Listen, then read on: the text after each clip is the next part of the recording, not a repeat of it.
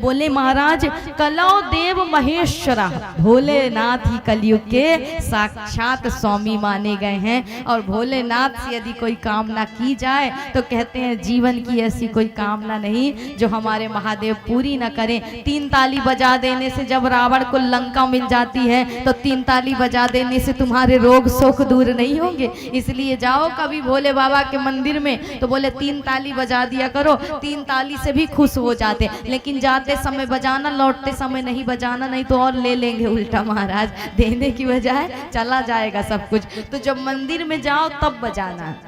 और इसलिए कहा जाता है कि महाराज आरोग्य की यदि कामना आप करते हैं, कोई बहुत रोगी है और रोग ठीक नहीं होता तो यदि वो कर सके तो ठीक है, नहीं तो उसके निमित्त कोई और कर ले। सूर्य की उपासना करनी चाहिए। रोग की शांति के लिए, आरोग्य की कामना के लिए सूर्य की उपासना करिए। धन की कामना के लिए अग्नि भगवान की करिए। वैसे महाभारत के अनुसार कुबेर की, लक्ष्मी की भी आप आराधना कर सकते हैं, लेकिन धन की कामना के लिए कहते हैं अग्नि की उपासना कीजिए। और माना जाता है महाराज स्कंद पुराण के अनुसार बता रहे हैं, अलग अलग पुराणों के अनुसार अलग अलग देवों की कल्प भेद के अनुसार महत्वता है। इसलिए कहते हैं आरोग्य की कामना के लिए, आरोग्यवान बनने के लिए और रोगों को शांत करने के लिए माना जाता है कि सूर्य की उपासना करिए। धन की कामना के लिए अग्नि की उपासना करिए। ज्ञान की कामना के लिए भगवान शंकर की उपासना कीजिए। और कहते हैं महाराज अगर मुक्ति चाहिए और जीवन में सब कुछ चाहिए तो बोले विष्णु की आराधना करिए। और ये सारी चीजें अगर एक साथ चाहिए तो बोले किसकी करिए?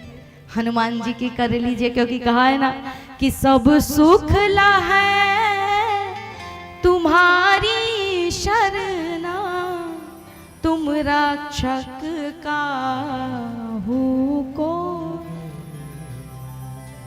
तो महाराज सब सुख लहे तुम्हारी शरणा, तुम रक्षक काहू को डरना। और शिव के अवतार माने गए हैं हमारे कौन?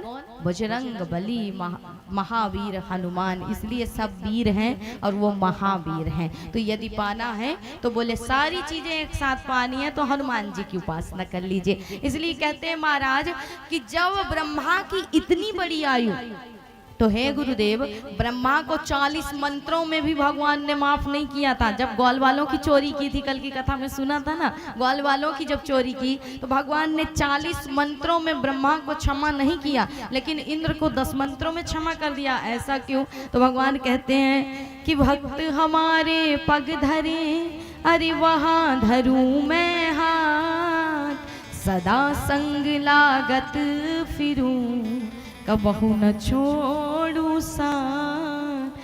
तो भक्त हमारे पग धरे वहां धरू मैं हाथ, अर्थात इंद्र की गलती क्षमा के योग्य इसलिए थी राजन, ब्रह्मा की गलती क्षमा के योग्य इसलिए नहीं थी कि ब्रह्मा की गलती में भगवान के ब्रजवासी भगवान से दूर हो गए, लेकिन इंद्र की गलती में दूर दूर के ब्रजवासी भी नजदीक आ गए महाराज। और भगवान के पास 7 दिन तक उनके समीप पे रह करके और उनका दर्शन करते रहे। इसलिए भगवान कहते हैं जो भक्तों को हमसे जोड़ता है उसको 100% का पुण्य और अधिक मिल जाता है। तभी हम कहते हैं ना पड़ोसी को भी कथा में ले आया करो, उसके हिस्से का पुण्य तुम्हें मिल जाएगा। और यदि पड़ोसी को काट करके ले जाओगे कथा से तो उसका पाप तुम्हें चढ़ जाएगा।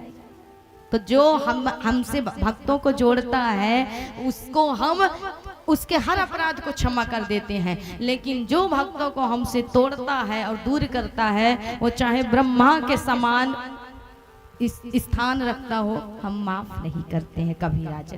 कहते हैं इसलिए भगवान ने इंद्र को माफ कर दिया। सुंदर गिरिराज जी की स्थापना हुई भगवान ने। इसके बाद सुंदर कहते हैं इससे पूर्व ब्राह्मण पत्नियों पर कृपा की।